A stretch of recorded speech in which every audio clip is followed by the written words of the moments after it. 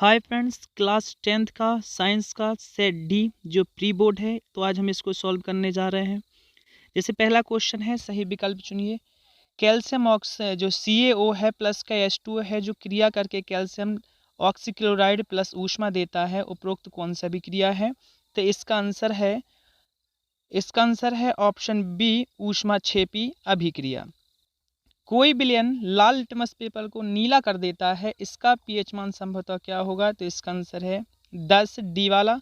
अमाशय के आंतरिक स्तर की हाइड्रोक्लोरिक अम्ल से रक्षा निम्न में से किसके द्वारा होती है? तो इसका ऑप्शन है बी, म्यूकस द्वारा। द्रव्य अवस्था में पाई जाने वाली धातु है, तो ये हम सभी जानते हैं मरकरी। मास्टर ग्रंथि को हम बोलते हैं पीयूष, ऑप्शन नंबर ए। विद्युत धारा मात्रक है, अमीटर है इसका आंसर, जो पहले वाले ऑप्शन है। योग जनित रोग नहीं है, तो इसमें ऑप्शन में दिए हैं syphilis, hepatitis, HIV AIDS, gonorrhoea, तो इसका राइट आंसर है बी वाला, हेपेटाइटिस। निम्न में से कौन सा पदार्थ लेंस बनाने में प्रयुक्त नहीं किया जा सकता है? तो उसका आंसर है डी वाला, मिट्टी। नेक्स्ट है, सही जोड़ी बनाइए। ऊष्मा द्वारा अपघटन, तो इसका होगा ई वाला, ऊष्मीय अपघटन। ये जो है पहला ई वाला आंसर होगा पहले का। बुझा हुआ जो चूना है वो F वाला है, कैल्शियम ऑक्सीक्लोराइड। बुझा हुआ चूना का है F वाला। पित्त जो है वो बनता है लीवर से, G वाला। कार्बन का जो अपर रूप है वो है हीरा, जो H वाला है। चौथे नंबर का H वाला होगा फ्रेंड्स, ये वाला। श्रवणेंद्रिय है, ये कान होगा पहले वाला। प्रतिरोधकता का मात्रक ओम मीटर, बी वाला। हाइड्रा में जो प्रजनन होता है उसे मुकुलन कहते हैं। पार्श्व दर्पण एक ही बचता है जो उत्तल दर्पण है। नेक्स्ट क्वेश्चन देख लेते हैं फ्रेंड्स। नेक्स्ट क्वेश्चन जो है वो है, रिक्त स्थानों की पूर्ति कीजिए।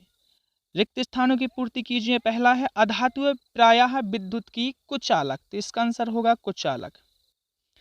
कुचालक होगा इसका आंसर। दूसरा है, खालिस्तान क्रिया मेंडुला द्वारा नियंत्रित होती हैं, तो इसका है अनैच्छिक क्रियाएं। अनैच्छिक क्रियाएं मेंडुला द्वारा नियंत्रित होती हैं। नेक्स्ट है, शुद्ध जल विद्युत का कुचालक होता है। मनुष्य में खालिस्तान जनन होता है, तो इसका आंसर होगा लैंगिक जनन होता है। पीढ़ी दर पीढ़ी लक्षणों का संचरण अनुवांशिकता कहलाता है। सीधा तथा बड़ा प्रतिबिंब केवल खालिस्तान दर्पण में बनता है, तो इसका आंसर होगा अवतल दर्पण में बनता है। इसका है अवतल दर्पण में बनता है। श्वेत प्रकाश का रंगों में विभक्त होना उसे कहते हैं वर्ण विक्षेपण। श्वेत प्रकाश का रंगों में विभक्त होना कहलाता है वर्ण विक्षेपण। वर्ण विक्षेपण। विद्युत घंटी में, नेक्स्ट है प्रश्न 4 वाला, एक शब्द एक वाक्य में उत्तर दीजिए। तो पहला है, विद्युत घंटी में किस प्रकार की चुम्बक का उपयोग किया जाता है? तो फ्रेंड्स इसमें विद्युत चुम्बक का प्रयोग किया जाता है। चुंबकीय क्षेत्र उत्पन्न करने वाले जो स्रोत हैं उसे हम दंड चुम्बक या नाल चुम्बक कहते हैं।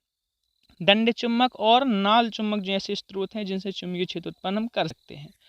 नेत्र लेंस की फोकस दूरी को कौन समायोजित करता है? तो समन्वित करता है, उसे हम बोलते हैं पक्षाभिग्रंथियां। उसे बोलते हैं पक्षाभिग्रंथियां। मनुष्य में शुक्राणु जन क्रिया कहाँ होती है? तो वो वृषणाणु में होती है। कहाँ होती है? वृषण के वृषणाणु में। वृषण लिख सकते हैं इसका आंसर, वृषण में। लिंग निर्धारण करने वाले गुणसूत्र को बोलते हैं लिंग निर्धारण गुणसूत्र। इसे अपन लिख सकते हैं लिंग निर्धारण गुणसूत्र। लिंग निर्धारण गुणसूत्र फ्रेंड्स, इसे हम बोल सकते हैं लिंग निर्धारण गुणसूत्र। नेक्स्ट है, लेंस का सूत्र। लेंस का सूत्र लिखिए, तो वो होता है 1/f बराबर 1/u माइनस का 1/v। फिर है, अपघटक मृत जीवों को किस प्रकार के पदार्थों में अपघटित करता है? तो इसका जो राइट आंसर होगा वो है सरल कार्बनिक पदार्थों में। किस पदार्थ में घटित करता है? सरल कार्बनिक पदार्थों के रूप में घटित करता है। नेक्स्ट क्वेश्चन है 5वां, लेंस की क्षमता से आप क्या समझते हैं? लेंस की क्षमता से आप क्या समझते हैं? तो इसका जो आंसर फ्रेंड्स वो दिया गया है कि लेंस की क्षमता क्या है, तो किसी लेंस द्वारा प्रकाश किरण का अभिसरण या अपसरण करने की मात्रा को उस लेंस की क्षमता के रूप में व्यक्त करते हैं। अर्थात संख्यात्मक रूप से यदि लिखना चाहें तो लेंस की मीटर में व्यक्त फोकस दूरी का व्युत्क्रम उस लेंस की क्षमता कहलाती है। अर्थात लेंस की क्षमता P बराबर 1 फोकस दूरी, जिसका मात्रक होता है डायोप्टर। नेक्स्ट है गोलीय दर्पण की वक्रता त्रिज्या। तो देखिए फ्रेंड, ये दिया है गोलीय दर्पण की वक्रता त्रिज्या क्या है। गोलीय दर्पण जिस गोले के भाग से होती है उसकी त्रिज्या गोलीय दर्पण की वक्रता त्रिज्या कहलाती है।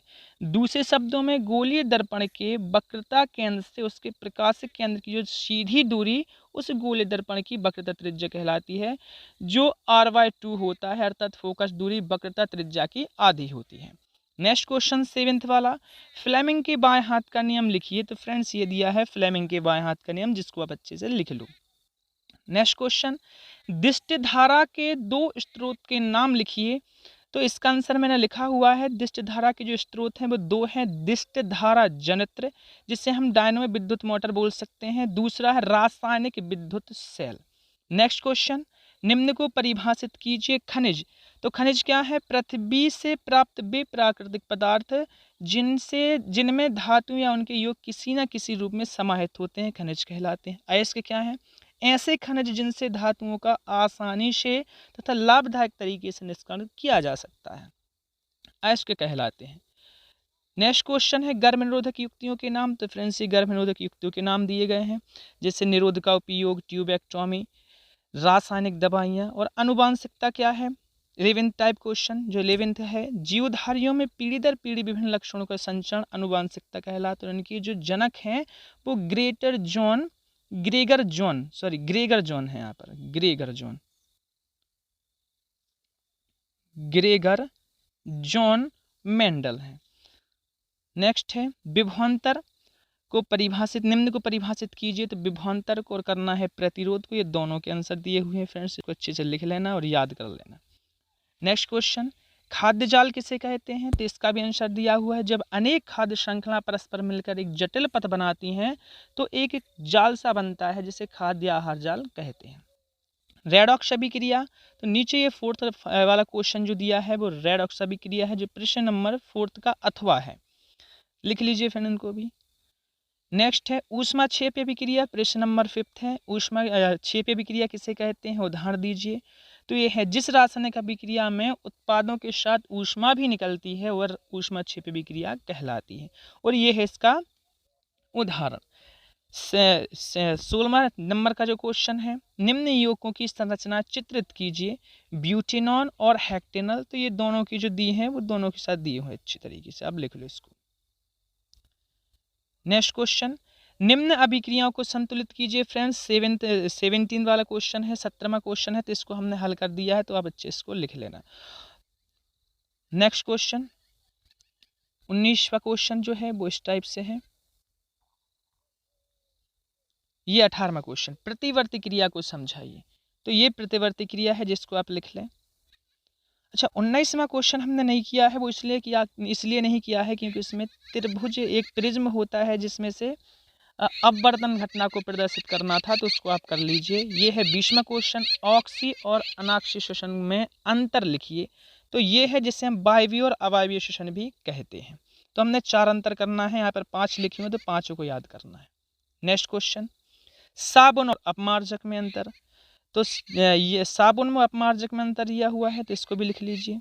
और 22वां है ब्रंजक चूर्ण। तो ब्रंजक चूर्ण को हम बोलते हैं कैल्शियम ऑक्सीक्लोराइड। और ये बनता कैसे है? जब कैल्शियम हाइड्रोक्साइड का अभिक्रिया क्लोरीन के साथ करते हैं तो कैल्शियम बाइकार्बोनेट और प्लस में H2O जो बनता है।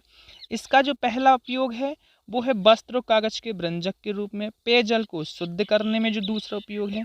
तीसरा है रोगाणुनाशक में। और चौथा है अभिकर्मक के रूप में। तो फ्रेंड्स ये रहे अपने पास सभी के क्वेश्चन आंसर, और आप इसको अच्छे से कर लेना। तो फ्रेंड्स यदि ये वीडियो आपको अच्छी लगे तो लाइक, शेयर और सब्सक्राइब जरूर कीजिए। और यदि आप चाहते हैं कि हम नेक्स्ट इसके और जो बचे हुए सेट उनको बनाएं तो आप उसे कमेंट में ज़रूर लिखिए। Thank you.